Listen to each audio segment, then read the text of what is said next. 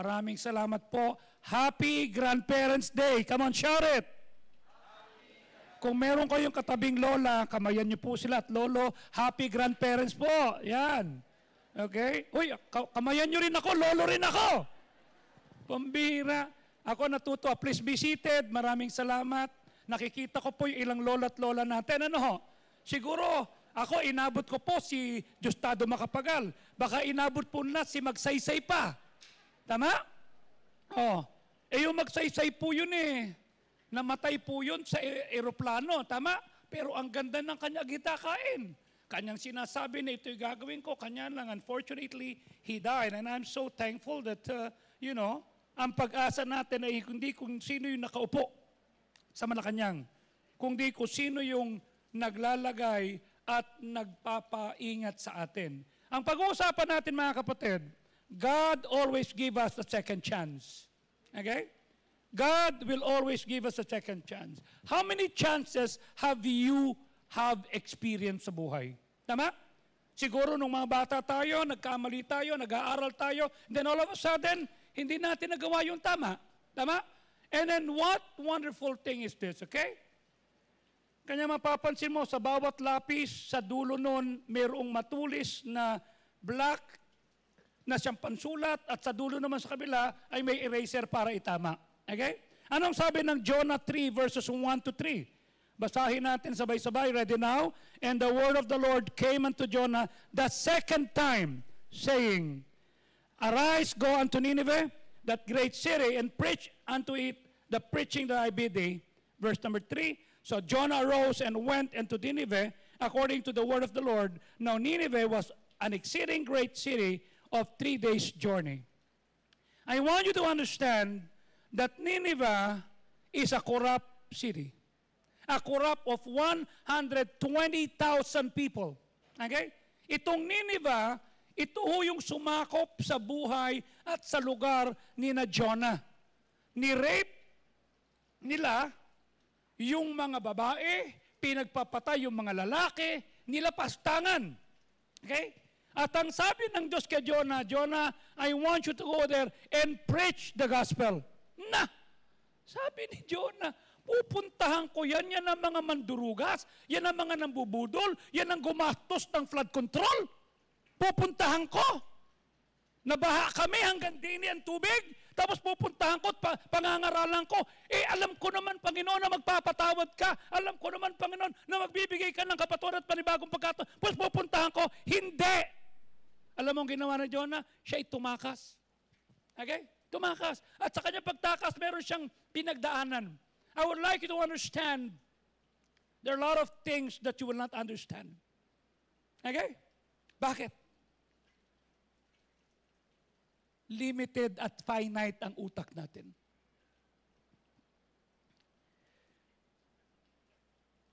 There's a man at walk. You might not understand him pag nakita mo siyang naglalakad. Ang kanyang muka, iba-iba ang kulay, parang may peka siya dito, dito naman wala. Yung kanyang damit, faded, tapos iba-iba rin ang kulay. Yung kanyang balat, parang masangsang ang amoy. Okay? At si sit down, itong taong ito, itong lalaking ito, medyo completely bald na siya. Sorry po sa mga wala na, upaw na ang buhok. Papunta na rin ako doon, papunta na rin. Tinatago ko na lang sa pag-aayos ng buhok. He has no eyebrows. His eyelashes, wala na rin. Wala na rin siyang balahibo sa kilikili. Papaliwanag ko mamaya.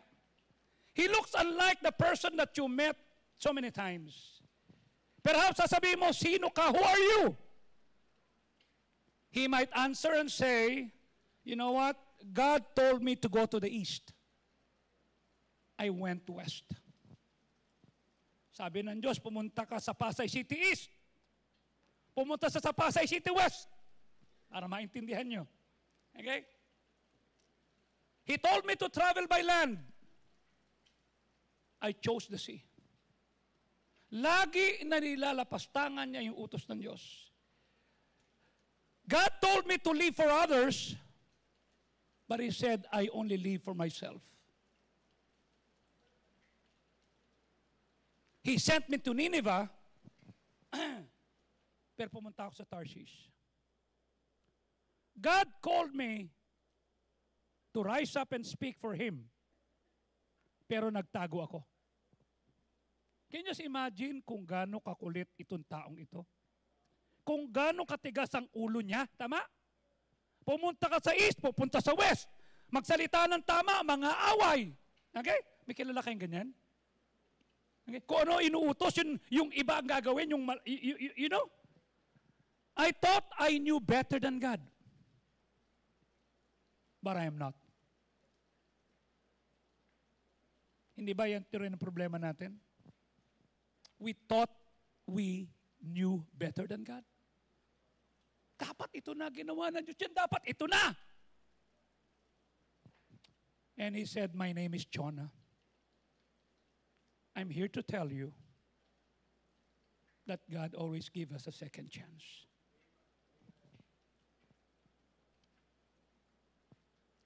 How many times we failed?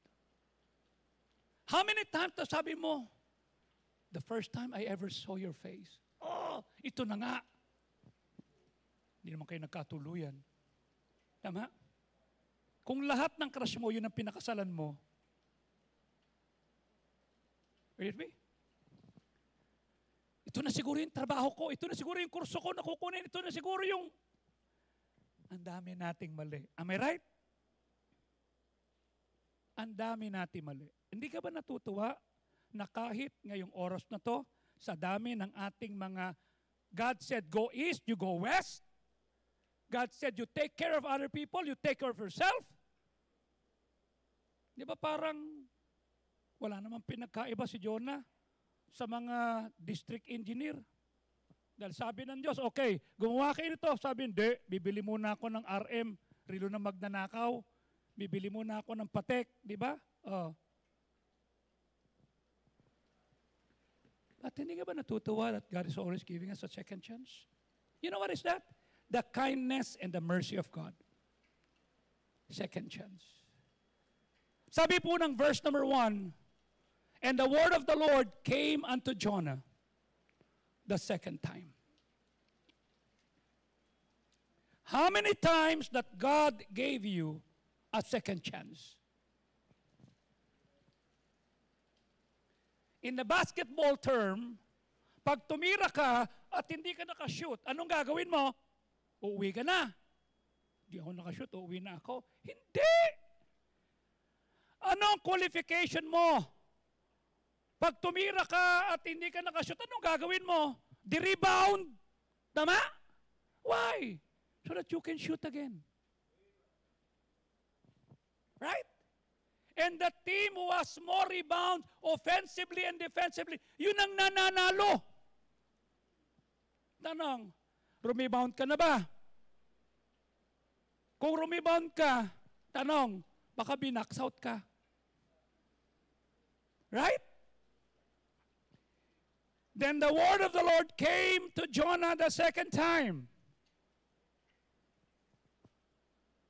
After all that Jonah had done, east, punta sa west, pumunta ng Nineveh, pumunta ng Tarshish, maglakad, sumakay ng bangka. O aeroplano, pumunta pa sa Bangkok. Hoy, nanonood ka ba? Nanonood ka? God offered him another opportunity. You know what is that? Reset, restart. Are you with me? That's something that should give us hope. Yung kasaysayan ni Jonah and how we saw God always gives us a second chance. Jonah failed, parang tayo. But God still pursued him and used him. Ilang beses tayong pumalpak. How many times may nagbigay sa iyo ng pera, namuhunan, nagtiwala sa iyo, winaldas mo? How many times binigyan ka ng trabaho? Binigyan ng opportunity na mag-aral. Anong ginawa mo? Anong linyahan mo? Kung natapos ko ang aking pag-aaral, disinsanay meron na akong dangal na iahandog sa iyo at ipagyayabang. Bakit? Puro ka bulakbol. Di ba may mga reels na lumalabas? Yung mga bata tumatakas sa school, tama? Binabalibag. Tapos sumunod na reel, yung mga taong tumatakas, ay sila na yung naghahalo, naggaganto. You see? In the same way, many of us here today, nandito tayo. You know why? Because of the prayer, guidance, and second chances our grandparents have given us. Ayaw na sa'yo ng nanay mo. Ayaw na sa'yo ng tatay mo. Tama? Wala nang tiwala sa atin. Sino naniwala sa'yo? Ba yung lola mo? Yung lolo mo. Tama? Meron isang kilala ko, sabi niya, palalayasin ko itong anak ko. Dadalhin ko sa lolo niya. Ba't mo dadalhin sa lola? Doon! Pambira. Huwag ka muna maging pastor. Maging tatay ka lang. Maging tatay ka lang. Okay? Sige po. Ba, naka-recover yung anak. Pero laging ang option si lola. Laging option si lolo. Tama? Grandparents remind us that no matter how many times we fall, God's grace is bigger. Hindi ba masarap na may lolo't lola? Sino pa yung meron pang lolo't lola? Say amen. Taas ang kamay. Ako, wala na akong lolo't lola. Nanay ko nga tatay, wala na eh. Are you with me? Wala na, nakikilolo na lang ako. Nakikilola na lang, nakikitatay na lang ako. You see? Kanya nung makita ko yung nag-uusap, yung mga lolo't lola at mga nanay tatay, naroon yung kurot na, wala na akong nanay at tatay. Wala na akong lolo't lola. Today, as we honor our grandparents, let us thank them for showing us what second chances and unconditional love look like. Hindi ka ba nagtataka pag anak ang nakabasag ng plato? Nako! Dinig ng kapitbahay. Pag apo nakabasag, ay bibili na lang tayo, apo. Ha? Ako nang bahala, ha? Second chance. Sabi tuloy ng mga anak, bakit nung ako nakabasag, palo agad? Tapos nakaluhod sa basin, nakaharap sa pader, itong apo, ha? Apo. Sabi tuloy ng anak, sana naging apo muna ako bago naging tatay. Sabi nga nung iba, ang hindi pwede sa anak, pwede sa apo. You see? And I'm so thankful, okay? I would like to announce that Chito and Elaine is having another baby boy. You see? Oo, lalaki na naman ang anak ni Chito, okay? Kanya talo sa pustahan si Lola Sol. Dahil gusto ni Lola Sol daw, may babae. Asan si Lola Sol? Oh, wala, talo ka na naman. Ha? Oh.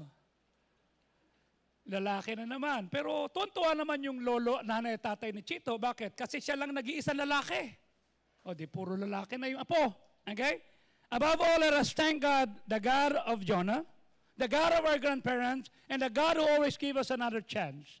God always gives us a second chance. What can we learn here? Number one, God gives us a second chance because we need it. Kailangan ko to. Kailangan mo to, Mikel. Kailangan mo to, Romy. Kailangan mo to. You see? Kailangan natin to.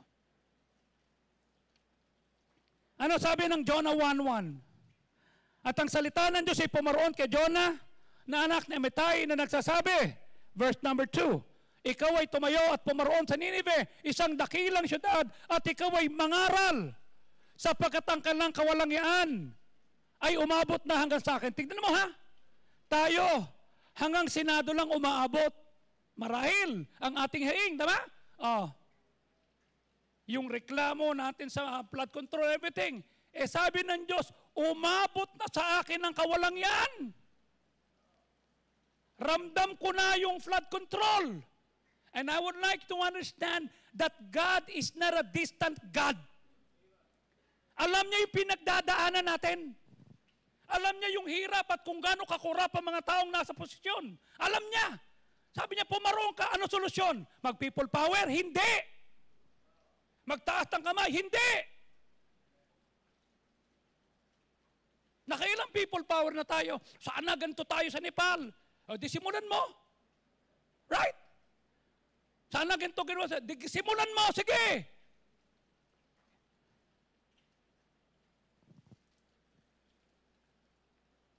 Sabi ng Diyos, yung kawalang yan nila, umabot na sa akin. What does it mean? Hindi tulog ang Diyos sa lahat ng pandarambong na ginagawa. Hindi siya bingi. Tama? Alam niya. Ano ang kanyang solusyon? Sirain ng gobyerno? Sino ipapalit? Ganun din. Tama? Tao din na mamamatay. Walang pag-asa. Tama? Ano sabi sa verse 3? Ano solusyon? Pumunta ron at mangaral ka. Verse 3, at si Jonah ay pumaroon at tumayo at tumakas sa presensya ng Diyos. Imbis na tulungan, imbis na harapin, imbis na maging solusyon, dalawa lang ang klase ng tao. Listen to this, problem or problem solver, nasan ka? Nung isang araw nga ako yung nag-post, sabi yung malaking katawan, Arnold Schwarzenegger, tama? Kung ikaw ay magpapakita lamang ng problema at hindi ka naman magkakaroon ng solusyon, ay tumahimik ka na lang, dagdag ka lang ng problema. Okay? I'm not listening to you. He said that. And I posted it. At sabi ko, ito na lang. Eh, siya'y tumakas. Okay? And he went down. Listen. Pag ang solusyon mo ay hindi ayon sa Diyos, you go down. Pababa. At siya'y nakasumpong ng barko, papuntang Tarshish, papunta siya ng Nineveh, papunta siya ng Tarshish, at siya ay nagbayad. Listen, sa tuwing tayo po'y lalabag sa utos ng Diyos, magbabayad tayo lagi. He paid. Eh gusto ng Diyos ay maglakad lang. Eh gusto niya magbayad. Eh marami siguro nakurakot. May pambayad eh. Di ba? And he went down into it to go with them unto Tarshish, palayo sa Diyos. Ang tanong ko sa iyo ito, yung bang solusyon mo sa problema natin sa Pilipinas, palayo sa Diyos o palapit sa Diyos? You see? Lahat tayo affected. Okay? Let's say this. Don't run away from God. Stay with Him. You know why? So that no one gets hurt. Ilang beses ka na may nakita kang hindi maganda, imbis na lumapit tayo sa Diyos, lumayo pa tayo, ano nangyari? Saan tayo pinulot? Sa karukaan lalo. People will be hurt. And I would like to say, yung dami ng taong matutuwa at magagalak, pag nagtatagumpay ka at pag pinagpapala ka, yung dami, mag-cheer, yes! First honor, yes! Na-promote, yes! Nakabili ng bahay, yes! Yun din ang bilang at, o baka mas marami pa, ang malulungkot at magsasaktan pag lumayo ka sa kalooban ng Diyos at pag tumakas ka. Pag gumawa ka ng mabuti, maraming matutuwa. Pag sumakses ka, maraming matutuwa. Pero pag pumalpak ka, ganun din ang dami na masasaktan at just try to imagine the people that you saw on TV last week, tama? Iniimbestigahan sila at pagkatapos, yung bahay nila, ginugulo, tama? Binabato. Have they ever thought about that? Na! Bakit? Habang gumagawa sila ng karumal-dumal, hindi naiisip yun, tama? Ngayon nakikita na nila. Are you with me? Maraming masasaktan. Maraming mapapahamak. God give us, every one of us, a unique mission. And He gave us a choice. Tatanggapin man natin to, fulfill natin, o itatapon natin. You know what? Can I tell this to you? Bawat corrupt na opisyal ng gobyerno, bawat corrupt na district engineer, bawat corrupt na congressman or senador, may pamilyang kinalakihan yan. Correct? Why blame the government if the family is not doing anything?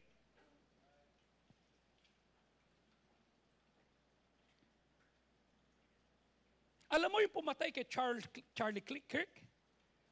Anak ng deputy police officer. Magaling. Matalino. Republican. Everything. Kanya lang napabarkada sa Antifa. Napabarkada sa maling tropa. Okay? 22 years old. Maganda kinabukasan. That's why people were saying, please palayaan nyo na kasi magaling siya, may kinabukasan siya. Tanong, sinira mo yung buhay mo eh. Kanya ang nagsuko sa kanya yung tatay. Lungkot na lungkot yung tatay.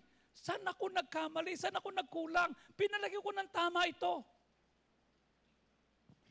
Ang tanong ko, wag mo nating tignan yung Alcantara. Wag mo nating tignan yung Bryce. Wag mo nating tignan yung Jinggoy. Tsaka yung Terry na nag-aaway kasi merong grade 2 ba sila o grade 5 na may picture. Tignan muna natin family natin.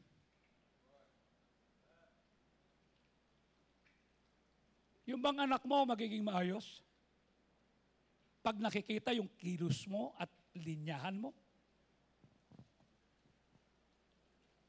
You see?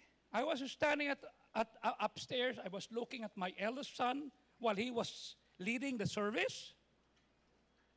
And I said, Lord, thank you for giving me grace.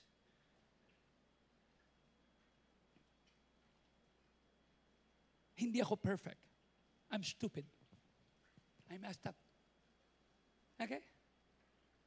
But I stayed.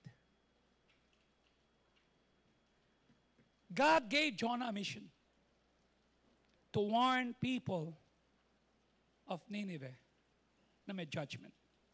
And I would like to say, lahat ng unfairness na nakikita nyo, lahat ng pabubudol, lahat ng piniflect nilang pera, yung maraming pera nilagay sa tinatawag na mesa na i-deliver. Okay? Hindi nakakalimutan ng Diyos yan. Judgment is coming. Whether here or up. Jonah faced the consequences for his decision. You know why? Gusto ng Diyos turuan, hindi mag-people power, kundi turuan, mangaral, mag-preach, magwali. Okay? But Jonah ran away from God. He faced the consequences. And the same kind of consequences na harapin natin pag lalayo tayo sa pamantayan at utos ng Diyos. Pag hindi natin ginawa yung dapat nating gawin. Ano sabi ng Romans chapter 13? Tino ha? Romans 13. Tingnan niyo po ang sinasabi ng Panginoon. Verse number 1. Okay? Let every soul be subject to higher powers. For there is no power that of God, and the powers that be ordained of God. Kahit sino pa nakaupo, ang Diyos ang naglalagay. Verse number 2. Ang sino mang lumalaban sa kapangyarihan ay lumalaban sa ordinances at siyang lumirisit ay tatanggap ng damnation. May hatol. Verse number 3. Pag Kristiyano ka, ito dapat ang linyahan natin. Ang namumuno ay hindi terror of good work. Bible yan ha, kung di sa kasamaan. Pero paano kung halimbawa, yung mga namumuno ay kakampi ng kasamaan? Tama? May Diyos pa rin. Anong sabi dito? Hindi ka ba matatakot sa kapangyarihan? Ano nakalagay? Come on, read it. After the question mark, come on, read it. Is what you're doing good? Nakita mo ng corrupt, nakita mo ng mali. Ang tanong, ginagawa ba natin yung tama? Do still what each is good. Bilang mananampalataya, gawin pa rin natin yung tama. Ang tama, tama. Ang mali, mali. Nakita niyo yung nagbabasketball? Di ba? Nagdasball. Siniko siya. Tama? Hindi nakita ng ref. Are you with me? Anong ginawa nung siniko? Badi gumante. Sino natawagan? Yung second motion. Are you following me? Siya nanguna ito to. Nakita kita eh.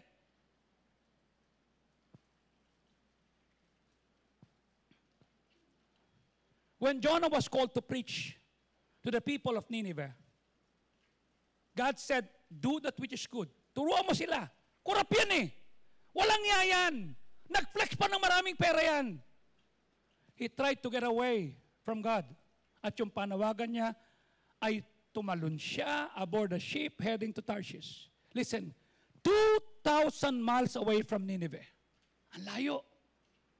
Ang sabi ng Bible, kailangan niya sumakay ng ship away from his mission. You know what God did? Listen to this. God sent a powerful wind to push the boat back. Somebody asked me, sabi ko ng problema, dadagdag ko pa yan. Kaya sabi ng verse 3 kanina ng Romans 13, do that which is good. Bakit? Kasi baka mamaya, hindi ikaw ang mali, ikaw ang tama, tama? Hindi mo ginawa yung tama. Are you with me? Ikaw ang babagyuhin. Ano sabi na verse number 4? At ang Diyos ay naglagay at nagpadala ng malakas na hangin sa dagat at merong malalakas na alon na ang sanyang sinasakyan ay parang tila nawawasak. Kaya mo pa ba? May korupsyon na. Ninakawan na tayo. Baha na. Tapos ikaw pang. Are you with me? Why did God do that? Panginoon, tama naman si Jonah, walang niya yung taga Nineveh. You know why? Because God loved Jonah and wanted him to make a good decision that would give him life and purpose and fulfillment. Do that which is good. God sent opposition our way. Why? To make us and to encourage us to make better decisions in life. Walang yan na nga yung nakikita mo. Dorobo na, tama? Are you making good decisions out of that? Pareho ka lang pala nila eh. Do that which is good. Jonah's disobedience, tatandaan nyo ha, ang Nineveh, ang kasalanan, wickedness is up. Umabot sa langit, tama? Mali sila, tama? Tumakas si Jonah. Kamote. Ano nangyari? His disobedience threatened the lives of everyone on the boat to Tarshish. Tumatakas na siya, nandamay pa siya. Verse number 5. Anong sabi?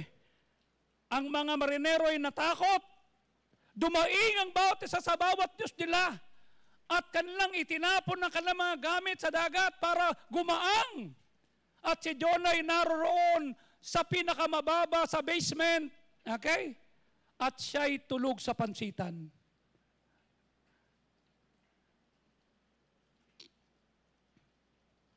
Tulog.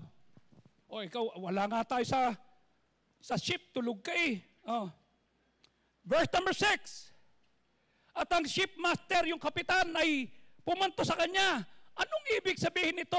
Samantalang kami nagpe-pray, samantalang kami nananalay, samantalang kami nangingil, samantalang kami tumatawag sa amin, ikaw ay natutulog dyan, wala ka bang pakialam na kami mapapahamak, na tayo mapapahamak?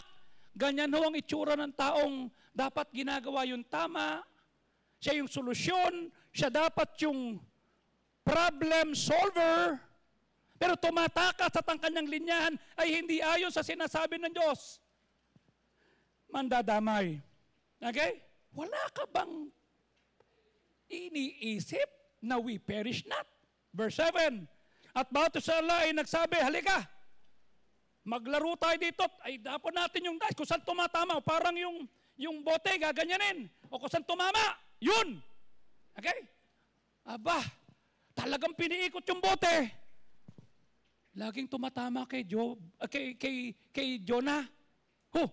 Ikaw talaga eh. Ulit, baka nagkamali lang. Ikaw talaga. Ginamit nila yung bunutan o yung makakuha ng alas. Yun, siya lagi nakakuha ng alas. Ikaw talaga. Verse number 8. Ano sabi? Sabi mo nga sa amin kung sino ka. Ano trabaho mo?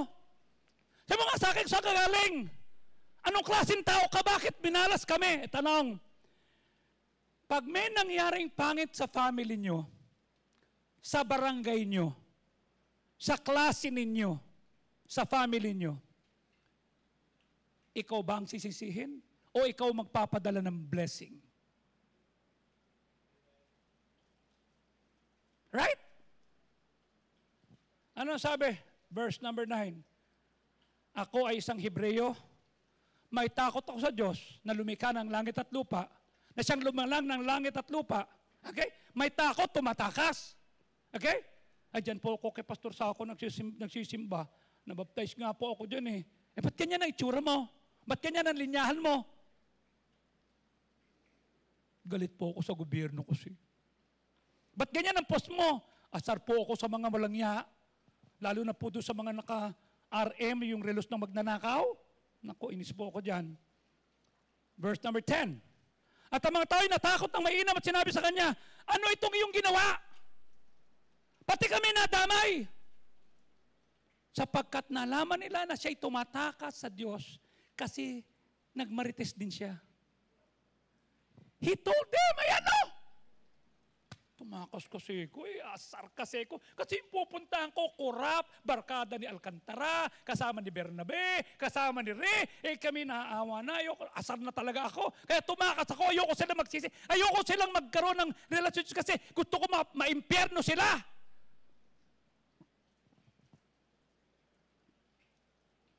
Verse 11. Anong gusto mong gawin namin sa'yo? Para mawala itong lakas ng bagyo. Ito hindi lang baha. Kasi nasa dagat sila. Okay? Anong gagawin namin para matagal to? Verse 12, ano sabi niya? Kunin niyo na lang ako. Tapon niyo ako. Para makita niyo nakakalma yan. Bakit? Kasi alam ko ako ang dahilan bakit kayo napapahamak. Kung sana ang ating Pangulo ganyan ang linyahan. Amen? Kung sana yung ating Senate President ganyan ang linyahan. Kung sana yung ating House Speaker ganyan ang linyahan o yung mayor natin, yung ating district, diba? Ako dahilan kung ba't nagbabaha? Wala namang umaamin na ganon. Ay, si ano yun? Yung boss ko po, inutusan lang po ako eh. Lahat ng linyahan, am I right? I know that for my sake, itong bagyo na ito, kanya kayo nadamay. Ang tanong ko sa iyo, Ere, okay? Kaya mo ba na mapapahamak ang family mo dahil sa iyo? Na ultimo yung nakasakay sa truck, yung nakasakay sa LRT, yung nakasakay sa kotse, yung kasama mong bumabiyahe, madadamay kasi tumatakas ka. Kaya mo ba na sasabihin ng nanay mo, ng mga anak mo, tayo ba tayo ganito? Kasi alam mo, hindi ko ginawa yun, tama.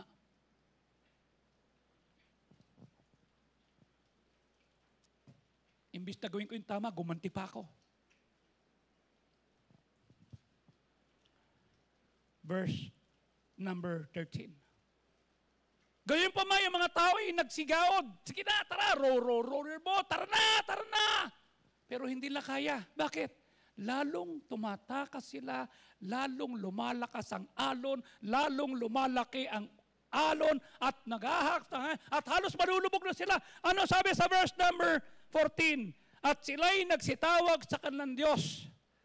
Panginoon, tulungan mo kami, huwag mo kaming hayaang mapahamak dahil sa kamoting ito. Huwag mo kaming hayaang mapahamak dahil sa...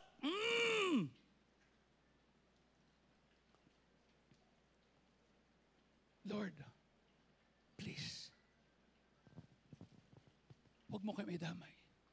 Ilan tao ang kakilala mo pag nakasama ka, ito rin ang sasabihin kasi lumalayo ka sa Diyos. Na imbis na blessing ka, gumulo. Imbis na pagpapala ka, bumigat. Imbis na nagkaroon ng kalinawan, lagulo sila. Do that which is good. Verse 15. At kinuha nila si Jonah at itinapon sa dagat. At ang dagat ay kalma. Baby, kalma. Nawala. Hindi ba naisip na baka dumating ang oras na pag inalis ka ng Diyos, baka kumalma? Ang nakikita mo yung mali ng gobyerno, nakikita mo yung mali ng congressman, ang mali nito, baka mamaya, baka tayo mali. Kasi we're not doing what is good. Ang gusto ng Diyos, mangaral. Ang gusto ng Diyos, mag-akay. Ang gusto ng Diyos, dalhin sila. When you run away from God, listen to this, innocent people, kasama yung pinagmamalasakitan mo, masasaktan. Sino yan? Asawa mo? Anak mo? Apo mo? Barkada mo. Nag-workout kami ni Born kagabi. Lolo, I'll run! Tumakbo siya. Nadapa! Oh, sabi ko, sana ako lang nadapa. Ayoko masaktan yung apo ko, kanya lang. Kailangan niyang maranasang masaktan. Kailangan niyang maranasang naipit ang kamay niya. Kailangan niyang maranasan niya kasi kung aalisin ko lahat at akong tatanggap ng swait, hindi niya maranasan kung paano, ayun me. Sometimes even people you don't know, masasaktan. Anong kinalaman ng marinero? Anong kinalaman ng sinakyan niya? Siya nang tumatakas, dadamay pa sila. People can get hurt because of our disobedience. Jonah showed that when you run away from God, your life will go downward trajectory. Pababa. Pababa. My disobedience, your disobedience will cost us financially, physically, and relationally. Kanya wag mong intindihin yung mga kurakot. You know why? Do you think nakakatulog pa sila na maayos? Naglalabasan yung picture nila. Nahalungkot patuloy na yung tatay niya ay dating kasama sa kidnapping for ransom. Ay, sige nga, sige. Di ba? Na lahat ng kilos mo, kung picture, ay naku, mahal ito, ganyan-ganyan. Oh, pati yung mga naglaro sa PBA na nanonood ay nadamay pa. Magbabarkada talaga itong mga to. Hindi naman sila magkakalala, magkakapamilya lang. Nineveh was 500 miles away, but Jonah tried running to Tarshish at ang kanyang nilakbay 2,500 miles opposite direction. The truth is this, you cannot run away from God the rest of your life. Mapapagod tayo. You know why? God is everywhere and He knows everything. Since God has the best interest in your life, ba't ka tatakas? Let's do what is good. Recharging is not optional. It is necessary. Mag-recharge tayo. Ba't pag ang cellphone mo na lobat, hindi mo tinatapon? China-charge mo, meron ka pang, ang tawag doon, power bank. Tama? Oh, buti nga pinagbawal na yung power bank na ganyang kalaki. Ba't ang bigat ng bag mo? Puro power bank. Pero ang bigat ng bag mo para sa power bank lang. Ba't yung cellphone mo, china-charge mo, ba't ikaw? Have you charged yourself emotionally, spiritually, mentally? I'm not saying that you should not have a life outside of church and outside of God. No. You can. You see? But listen, you cannot afford to have a life outside of God. Mahirap na sitwasyon natin, hihirap pa. You need God in every area of your life. You need Him in your relationship, in your marriage, in your children, in your job, in your finances, in your health, in your economy, for the nation. You need God. Kailangan natin siya. Kailangan ko siya. You see?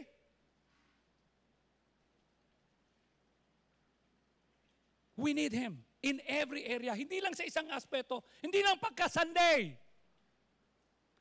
How much? Hanggang kailan tayo mangangailangan sa Diyos? Until your cup overflows.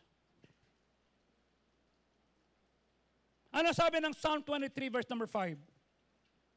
Ikaw ay naghanda, listen to this ha, pag ginawa mo yung tama, when you do that which is good, okay, and you become a blessing, ang Diyos maghahanda ng piging, ng kainan. Saan? Sa harap ng mga walang iyang nag-away sa iyo.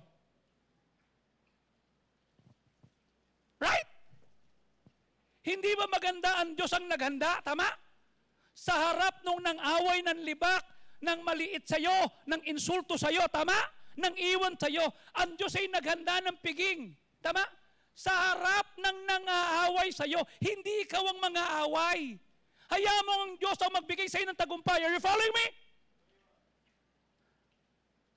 And you anoint my head with oil. Ano sabi? And my cup runs over. I ask you, dumating ka na ba sa punto na yung iyong tasa ay nag-uumapaw sa pagpapala? Na mga taong nang iwan, mga taong walang yan, mga taong hindi gumawa ng tama, kasi makikita, ba't ganun inaway ko na, niloko ko na, binudol ko na, tama? Ba't umaapaw pa rin? Right? Paano aapaw kung ikaw ang nang-aaway? Kung ikaw yung tumatakas? Kung ikaw yung gumagawa ng mali? Are you me? Kanya hindi ka dapat tumigil. Ano sabi sa verse 6? Surely goodness and mercy what? Shall, come on, all. Tanong ko sa iyo, sino humahabol sa iyo ngayon? Yung inutangan mo. Sino humahabol sa iyo? Yung inatraso mo. Sino yung humahabol sa iyo? Yung kapitbahay mong binuangaan mo. Tama? Yung pinaringgan mo sa Facebook. Nag-post din siya. Will you say with all honesty that goodness and mercy follow me all the days of my life?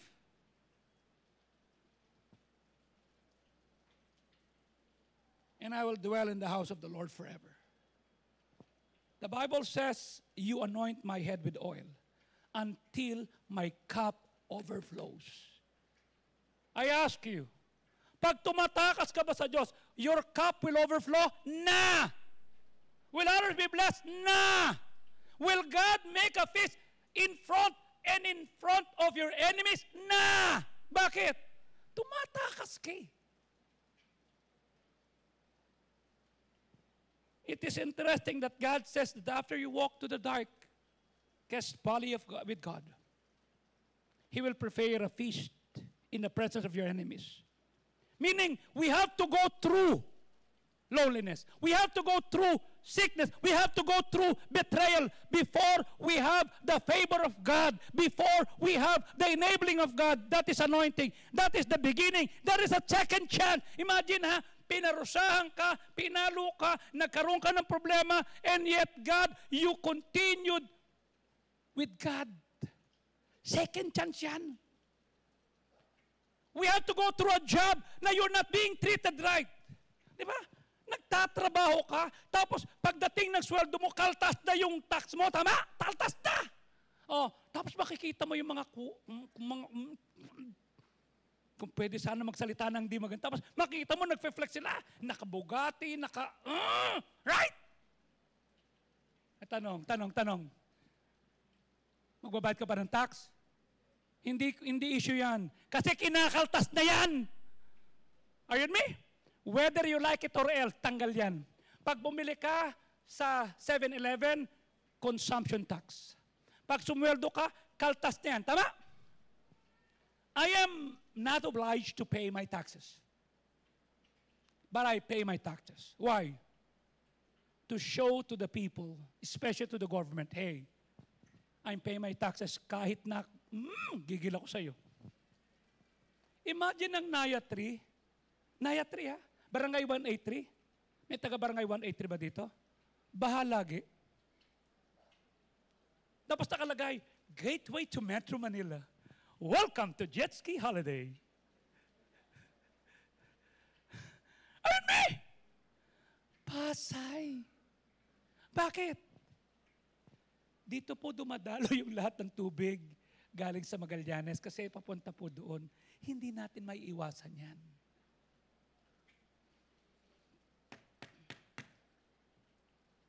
True struggle, lack, death before we make it, that our cup runneth over. We want the overflow, pero walang balis. In the dark moments of our lives, where we prove to God that we are what we're made. Lord, kahit mali nakikita ko, I will do what is right. Kahit hindi tama, kahit maraming durobo, meron nga ako nakita You see, isang public official, hindi niya masuot dito yung kanyang Lacoste. Sa ibang bansa, kasi bakit? 6 na Lacoste yun nandito. Sabi ko, hindi mo masuot yan doon sa atin, no? Bakit? Alam mo na. You see? Wala namang kinalaman yung crocodile. Sabi nung crocodile, ba't laging pagka may korupsyon, ako lagi? Anong kinalaman ko dyan? Nagre-reklamo na rin sila. Sabi nila, unfair, unfair! Nilikha kami ng Diyos. Ba't inaano nyo kami? Huwag nyo kaming ihalin tulad sa mga korap. Anong kinalaman ng buhaya dyan? Sino ba nagpauso kasi ng buhaya? Are you with me? Kainis. Can God trust you with more of His favor? With greater influence and more resources? That your cup will run over? We have to be faithful in the darkness when things are not going our way. It may not be easy, but faith is trusting God when life doesn't make any sense. Walang sense, di ba? Oh. Pag nakita mo yung mga linyahan, pag nakita mo yung laglagan, pag nakita mo yung mga, walang sense eh, tama? Will you still do what is right? O tatakas ka? He is working in our lives that only be work in difficulties. Dare to believe in second chances. Dare to believe that He's blessing us even in the dark places. Do what is right. Are you running away from God? From something God has told you to? Why do you think you're resisting? Hindi ko na gusto yung nakikita ko eh. Ang dami napapahamak. Di tumulong tayo. One boy, one kid, one family at a time. I just came from Bangkok. They were asking, why are you not buying anything? I would like to help. Dahil si Mrs. Fardo nasa hospital, I sent 50,000. Basta kakain na lang ako dito. Sabi ko, okay lang naman ako dahil I only eat 1 meal a day. Sa gabi lang ako. Nakakain. Sige, natitipid ko. Sige na. Bigyan na lang natin doon. Why? I'd rather to be a blessing than to enjoy. Sabi ko sa nag-treat kay Brother Sofio at si Didit, salamat sa inyo ha. Thank you.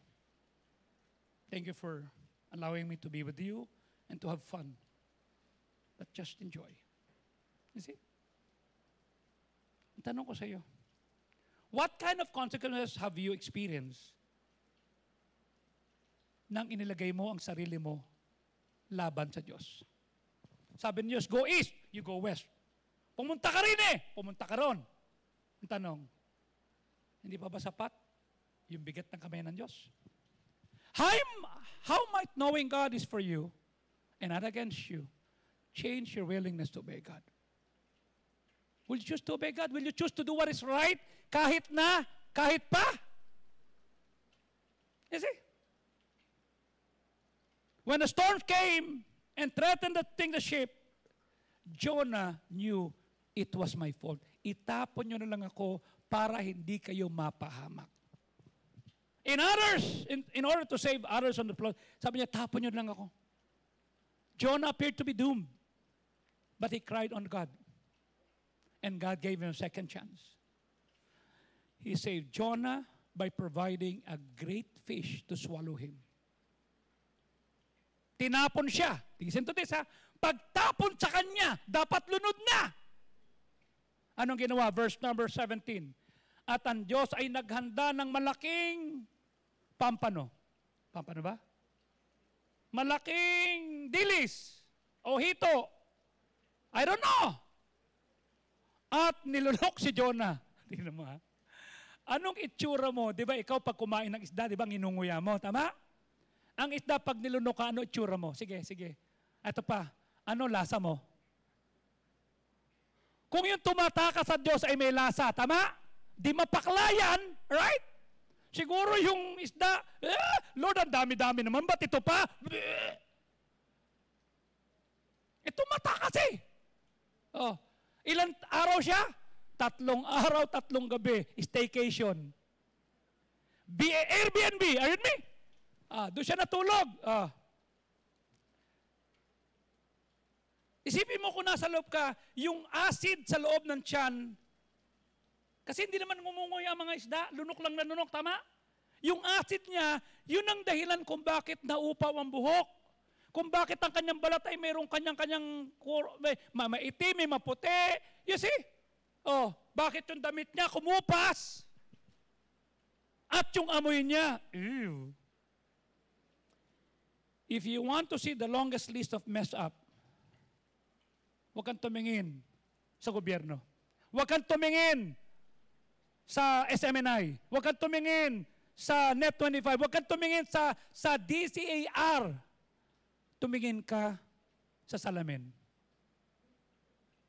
Makikita mo sarili mo. Tumingin ka sa Bible. Makikita mo, ay, Lord, guilty ako dyan. Pag tinignan mo yung Bible, you will look and you will see the mistakes of people that they made and their need for God's grace. Tingnan mo, Moses committed murder at tumakbo. Gideon nagtago sa winepress habang yung kanyang bansa ay gumugulong at pinahihirapan kasi natatakot siya kasi tumanggap siya ng tawag, mangaral ka, tumakas! Sarah laughed at God's promise. Sabi niya, magiging nanay ako, 90 years old na ako. Ay, siya. David is an adulterer. Tama?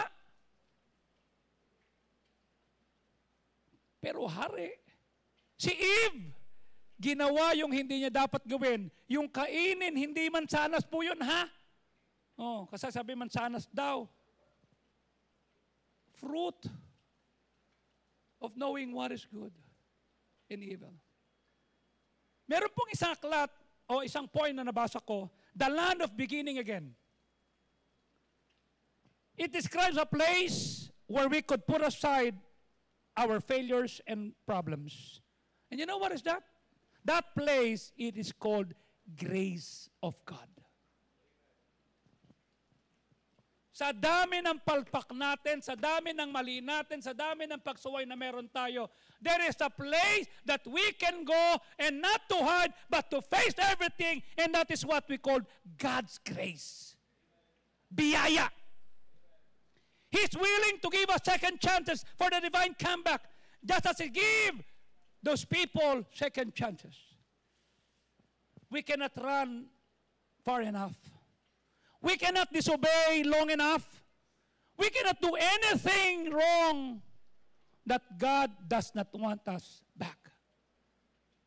Kahit gano'n ka kapadumi, gano'n ka kapasama, God wants us to go back. Reset. Restart. Jonah disobeyed, but God's word came to him the second time. You know what is that? God's patience. You know what is that? God does not discard Jonah after his failure. God gave Jonah an opportunity to obey, and God wants to do that same thing to you. We all have a broken story. Tama? Sino rito ang walang story ng kapangitan? Sino rito hindi napahiya? Okay? Sabi ko nga sa mga anak ko na nag-aaral sila, di baling hindi ka matalino, huwag ka lang tatae sa klase. You know why? Pag nag-reunion, hindi na maalala kung sino yung first honor. Ang maalala, tumae ito eh. Grade 2 ako. Grade 2. Okay? Di ba kinuwento ko sa inyo, nasa school bus ako, si Man Junior nando doon. Sabi ni Man Junior, Oyoy, tumayo ka na dyan, lalabas yung mga bata. Tumayo ka! Grade 2. Di pagtayo sa akin naman Junior, humugos din yung pupo ko. Ayoko nang pumasok. Diyan kami sa 2101, diyan sa Wood Street. Yung bahay namin, compound yun ng mga kamag-anak ko, dulo kami nakatira. Pero mo lumalakad ka, walang salawal. Hindi ako nagtakip din ganon. Sabi naman Junior, hinugasan yung puwet ko pa ang ginagamit. Ay, mabuti pa tong si Joey. To grade 2, tuli na. Paano kung di pa ako tuli? Di pinagtawanan pa ako. Di pagkapatid, Joey, atae. Kaya pagka ako'y pumapunta sa koron namin, sa Malati Catholic School, hindi naalala kung gaano ko kagaling. Ang naalala, tumae yan. Kaya please guys, di baling hindi kayo magaling, huwag lang kayong tatae sa klase. Pag-uusapan kayo, matatanda, ay di ba naalala mo? Pero mo, 60 ka na, 70, pag-uusapan nyo kung paano kang dumumi, paano ka lumakad, nagtatakip ka na mo ka, nyaw, nyaw, nyaw, nyaw. Di bali ng, yeah! Pero tanong, does it destroy me? Nah. Bakit? Sino hindi natae? Sabi niyo oo, natatahilat. Pero hindi sa school bus. Yun lang. Sakit noon, ang sakit. We all have broken stories. Failed dreams, financial losses, broken relationship. Lahat tayo merong ganyan. Tama? Lahat tayo. Lahat tayo nasaktan. Ano sabi mo? Gusto ko lang naman magkaping-kapiling ka. Pero hindi ko naramdaman at di ko nakita na sa'yo ko pala matitikman yung kapaitang dapat sa kape ko lamang matitikman. Humugot ka pa, ha? Kasi, gusto ko lang naman mainitan ang katawan ko at uminom ng kape. Ba't sa'yo ko natikman ang kapaitan na dapat sana'y sa kape ko lang matitikman? But listen, our story does not end there. It does not have to end there. The reality of our brokenness, life doesn't always turn out the way we imagine. Perhaps you have been let down by people. Perhaps nagkaroon ka ng losses. Perhaps meron kang choices nung bata ka that you regret. Sana. But you're not alone. You know why? Brokenness is part of living in a fallen world. What matters is, saan mo nilalagay yung pag-asa mo? Sa gobyerno? Sa sweldo? Sa anak? God is a restorer. God gives us a second chance. He gives redemption in our pain. God will not waste your pain. Kahit meron kang greatest disappointment, God can use that to become a door for greater faith. Sabi ng 2 Corinthians 4:17, sapagkat ang ating magaang na kapigatian na panandalian lamang. Panginoon, magpanandalian? From 1964 ay nakikita ko'y puro baha, lahat, ganire. Ay, can I just tell this to you? Sa Japan, nabaha. Sa China, nabaha. Okay? Sa Amerika, nabaha din. Wala tayong pupuntahang walang baha. Why? I don't know.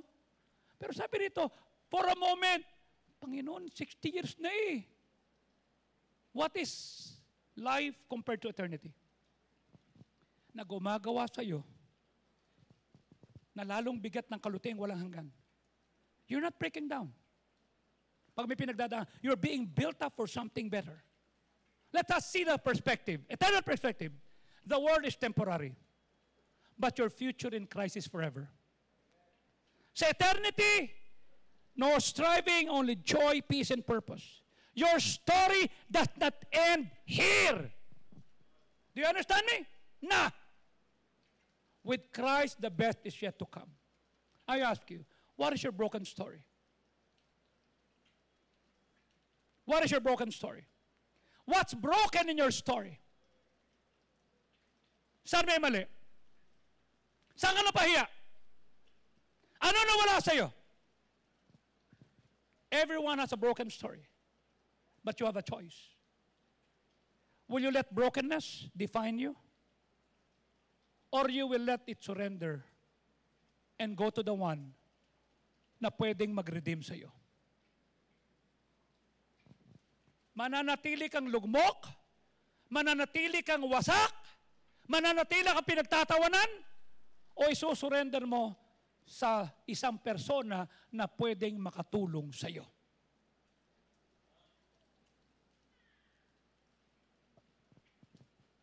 Let God turn your broken story into something beautiful. God that's not done with you yet. Can you say that? Come on, say it. Personalize it. God's not done with me yet. Come on, say it. O, tignan mo yung katabi mo. Basahin mo yan. God is not done with you yet. Tama? Eh, Pastor, grandparent na ako. Eh, kahit na. God bless the latter day of Job. Tama? Oh. In Him, broken stories become beautiful. And the best part, it's not the end. It's just the beginning of a far greater story. You are not owned by your struggle, not by your addiction, not by fear, not by laziness, not by shame, regret, and the voices that tells us you're not enough, hindi ka sapat, tanga ka kasi, bobo ka kasi, wala ka kagaya ka ng tatay mo, kagaya ka ng, maraming tingin yan. Mawawalan ka ng pag-asa. The devil wants you to stuck. Hook. Hindi ka bumabangon. Gusto niyan. He wants you to make the excuses, the same excuses. Then why don't we pray for freedom? Tapos nakahawa ka sa chain, Lord, ang sakit, hindi ko kaya. You don't get free by laying down your weapons. You don't get free by fighting back. By believing that God is giving us second chances. Do you believe that God will give you second chances? Then let's do what is right. You were made not to be a slave. You were not made to bow to your past. You're not made to be tamed. You were bought by the blood of the Lamb, marked by fire, sent into the fight with swords drawn. So let's fight. Yung mandarating ka sa punto ng buhay mo na tinasabi mo, dati tinisip mo, kakayanin ko ba to? Lord, para sa akin ba to? Okay? Lord, tatagal ba ako? Kaya pa? But look at you now. Ilang bahana pinagdaanan mo? Ilang gobyerno na pinagdaanan mo? Kinaya mo. You know why? Because God gave you second chance. Hindi dahil sa lakas mo, kundi dahil sa Kanya. Each step He carried you, God made the impossible possible. Why? Because lumafait ka sa Kanya. Kumafait ka. Sa bawat takbo mo, kinalga ka niya eh. May mga gabing umiyak ka na sa pagod. May mga araw na napapagod ka na sa paghihintay. Pero hindi ka bumitaw. That's the most wonderful thing. At higit sa lahat, hindi siya bumitaw sa'yo. He gave you a second chance. You see? Hindi dahil sa magaling tayo, kundi dahil sa grace niya. You were never alone in the process. Every battle, every problem, every shame, He stood beside us. God, grace sustained us. Kanya lumago ang ating faith. God has done amazing things in your life. Sa totoo lang, sobrang faithful ni Lord sa lahat ng apeto ng buhay mo. Kahit naghihintay ka, He is working. Kahit tahimik ka, He was speaking. You need to pause and to remember. You've come so far by His hand. At kung paano kanya sinamahan noon, sasamahan kanya muli ngayon. Can I just tell this to you? Huh? September 14. 2026 is 4 months away from now. 2020 is 6 years ago. Between now and 2026, maraming pagbabago. May mga kamag-anak kang nawala, may mga pangarap kang hindi nangyari, at anong sabi mo? Hindi ko na kaya. Dinala mo yung pain na hindi mo naman hinihingi. Lumakad ka sa baha, nahirapan ka, and yet God never left you. He was with you sa mga gabi na iniisip mo, hindi ko na kaya. Hinawakan ka niya through the tears that no one else saw. Marami kang iyak na hindi nakita ng asawa mo, hindi nakita ng anak mo, hindi nakita ng kahit sino.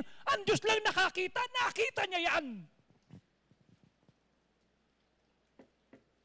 That's why you're still here. You're different, you're tired, yes, but still standing by His grace. He will carry you to the next. Your story is not over. If God has been good to you in the past, He will be good to you today. And I would like to say, God is not done with you. Alam mo yung feeling na ang bigat-bigat ng gabi? Yung parang wala nang katapusan yung pag-iyak mo o yung anxiety mo. But you know what God said? Joy comes in the morning. Ano sabi ng Psalm 30 verse 5? For his anger endures for a moment, in his favor life, weeping may endure. Weeping, iiyak ka sa gabi. Iiyak ka, masasaktan ka. Walang makakaintindi sa'yo. But, come on, read it. But, joy, sisikat ang araw. Joy comes in the morning. Mahirapan ka sa gabi. Hindi lang ito tungkol sa literal na morning. You know what is that? You may be weeping and you endure for night, but joy comes in the morning. You know what is that? Second chance. Say second chance. Come on, say it. Kahit hindi mo paramdam ngayon, it's coming. Kasi hindi natutulog ang Diyos. He's working on things when you're resting, even when you're tired. So kung ngayon, ang bigat pa rin, ha? Hinga lang. Hinga.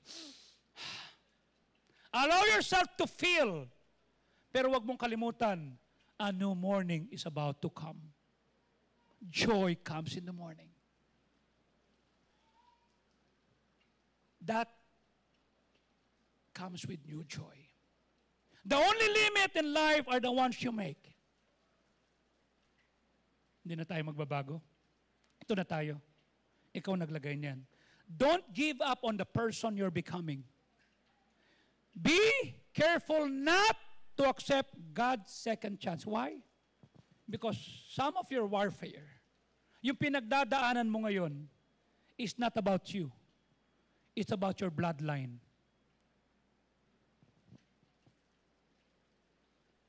My father is a gambling lord. My mom is a gambling lord. I have to stop it.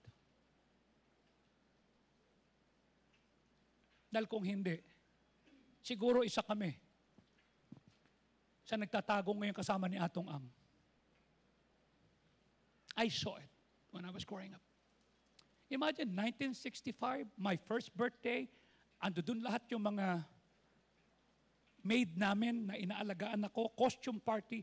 Who can afford a costume party in 1965 with all pictures? I have documents.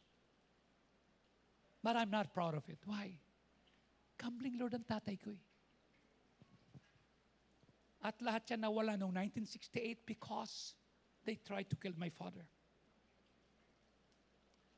It's in your bloodline. You're fighting what your mom and dad did not fight.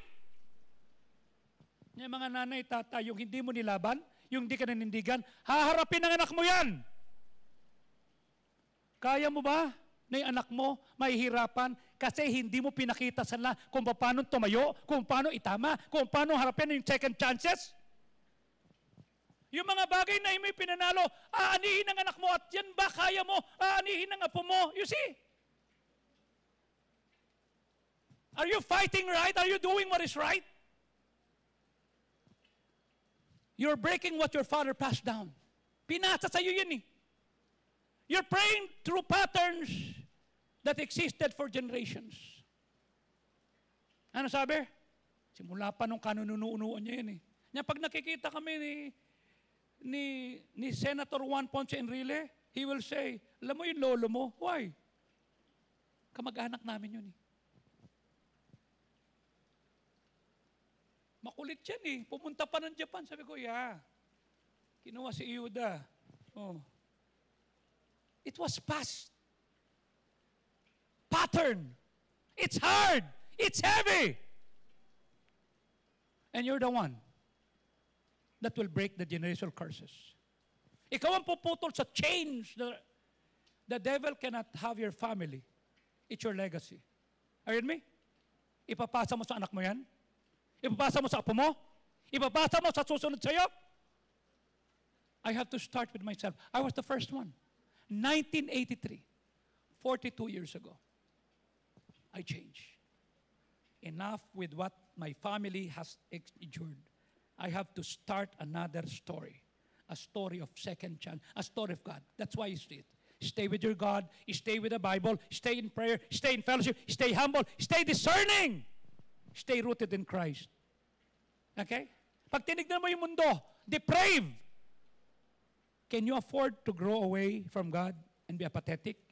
Hindi. Sa tingin mo ba pag nagmura ka, magbabago si Jinggoy? Magbabago si Tito Soto? Titino si Martin? Madidistra ka lang. Ang tanong ko, what you are allowing to speak to your life? What is your treasure? What are you seeking? Huwag tayo magpa-stray. Jesus is the vine and we're the branches.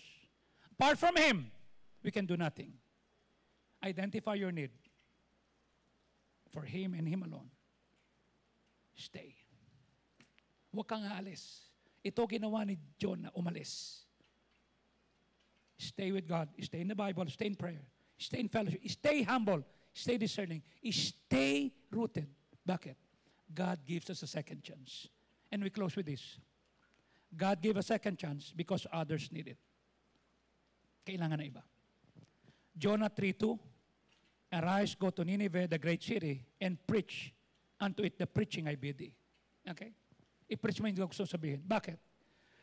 God loves us and wants us to be able to begin again.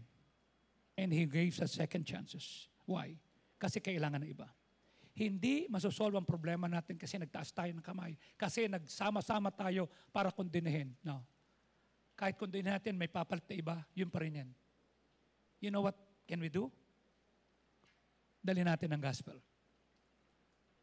God did not want those people that are wicked just to stay wicked.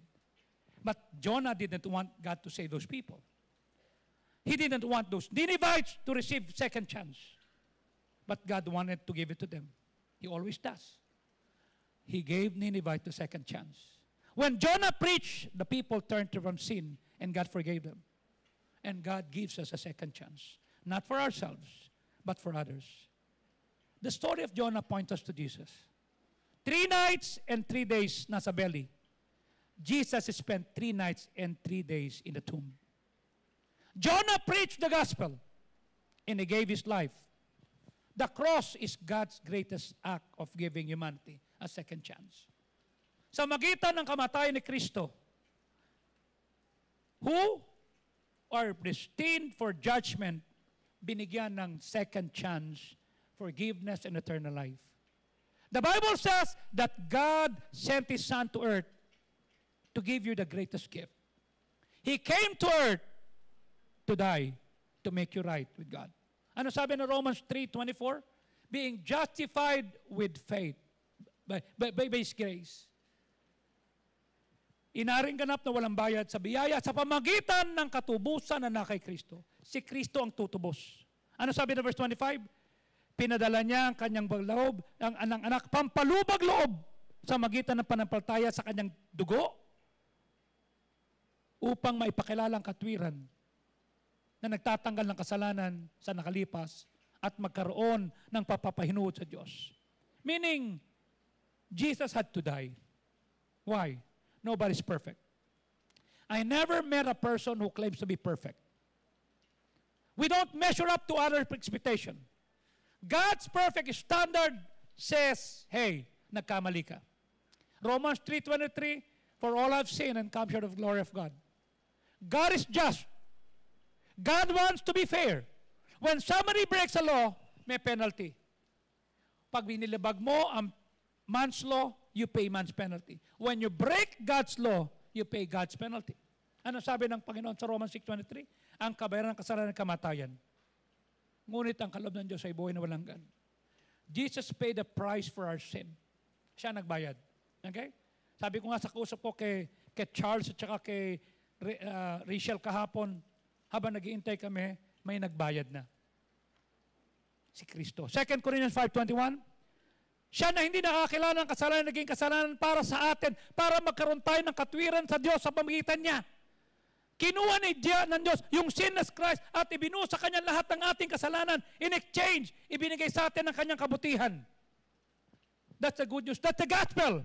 Jesus paid the price that we could never pay. Sabi ng Romans 5:8, but God commended His love in that while we're sinners, Christ died for us. Ang kailangan natin gawin, tanggapin natin yung free gift. Okay? God said, tanggapin mo to. Minahal kita nung hindi ka pa kaibig-ibig, namatay ako para sa iyo. Anong kailangan lang natin gawin? Romans 10:13. Ang sino mang tumawag sa Panginoon Diyos ay maliligtas. Pag tinanggap mo yan, pinaniwalaan mo yan, you know what will happen? John 1:12. Ano sabi?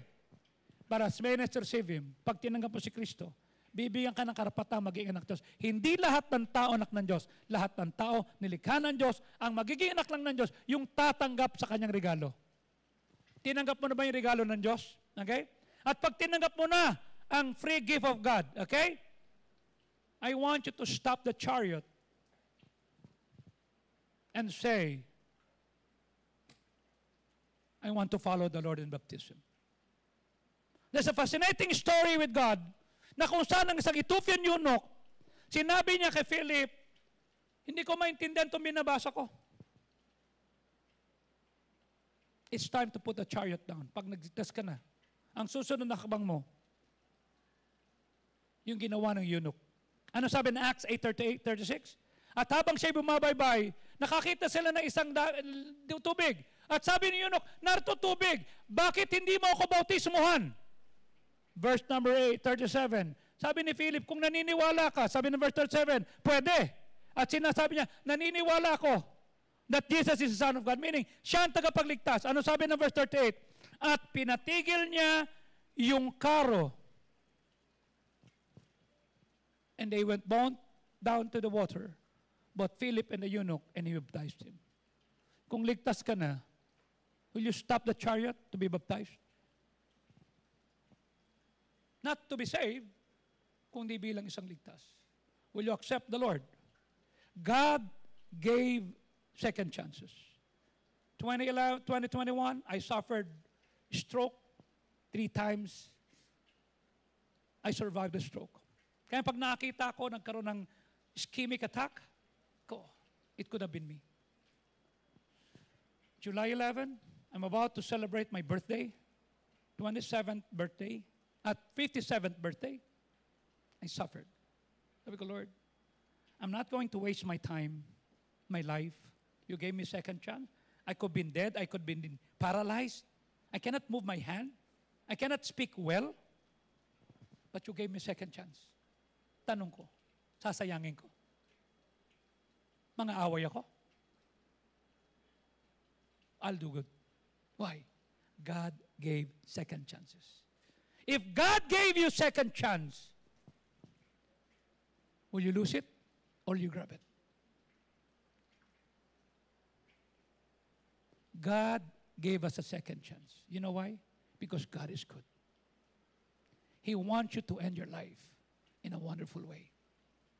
He wants you to end your life in upscale, not down here. You need it, others need it. Let's all stand up, please. Father, we thank you.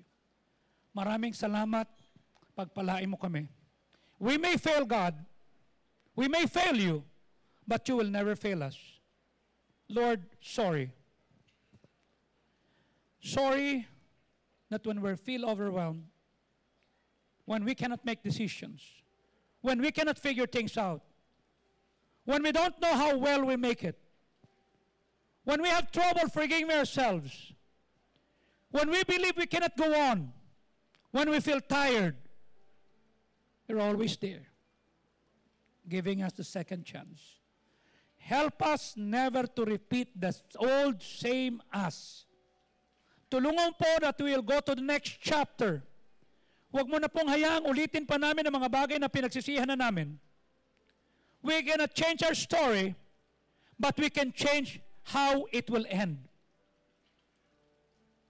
Lord, our past is not a life sentence. It's just a part of our story, not the whole thing. We will not look back with regret. We will look forward with intention because you always give us a second chance. Well, heads bowed, eyes closed, no one is looking around. sa ating mga bisita, sa ating mga lolo't lola, I ask you,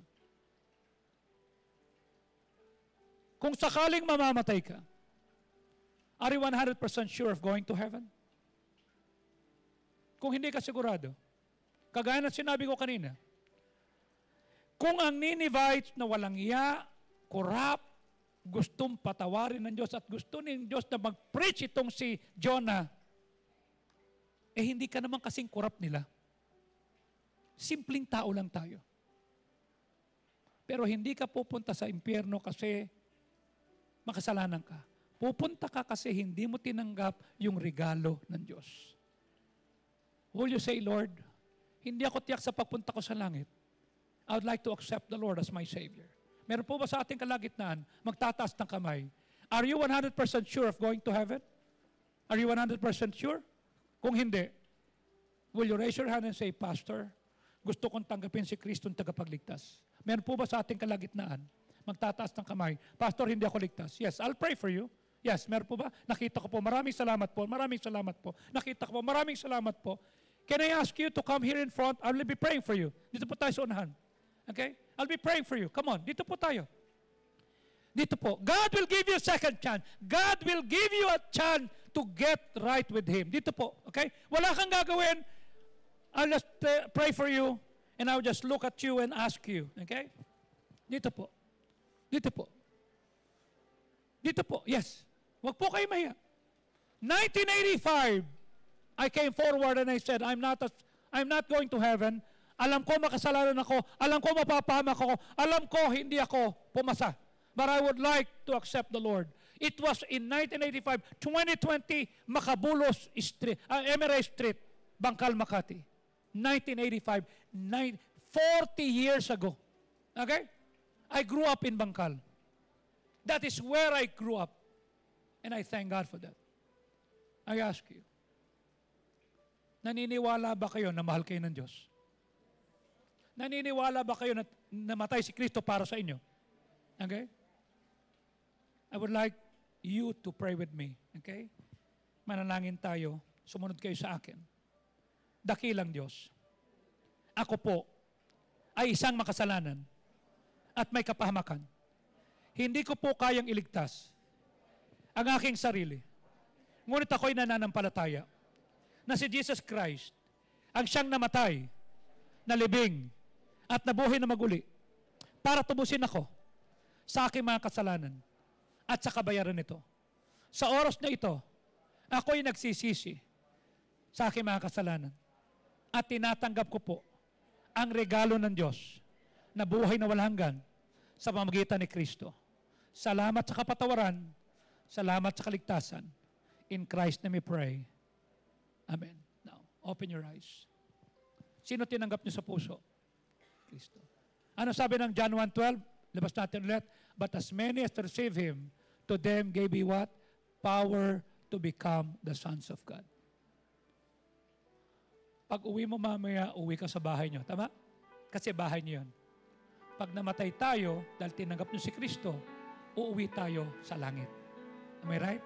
May lalapit po sa inyo, meron po magbibigay sa inyo ng mga papel, okay? At meron po makakausap sa inyo. I want you to go back to where you're seated, okay? At may kakausap po sa inyo. Sa mga members ng church na ito, okay? Balik na po kayo sa lugar nyo, okay?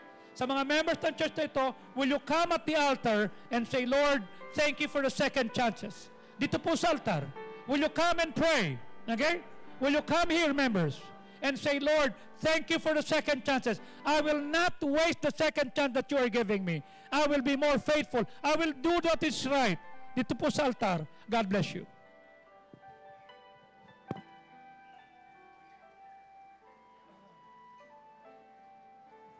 O kung ligtas ka naman, ba't di ka sumunod sa tubig ng bautismo?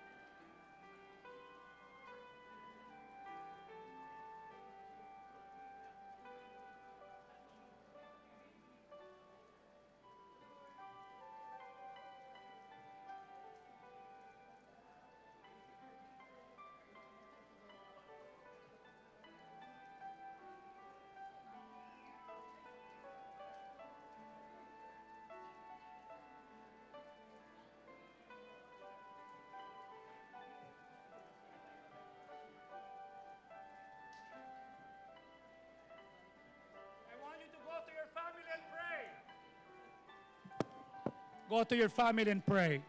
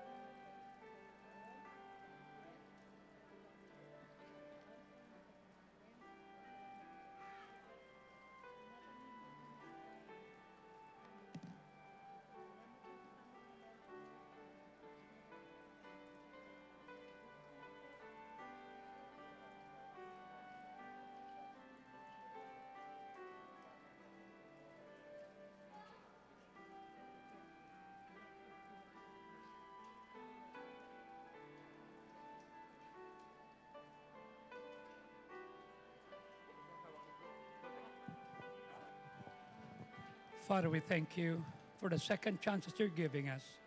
We will not like be Jonah that will get out because we're angry. We'll not be like Jonah that will leave because we don't like people to change. We will do what is right. Thank you for the second chances. Thank you for your goodness. May you bless us all. Thank you for all the lolas and lolos here. In Jesus' name we pray. Amen.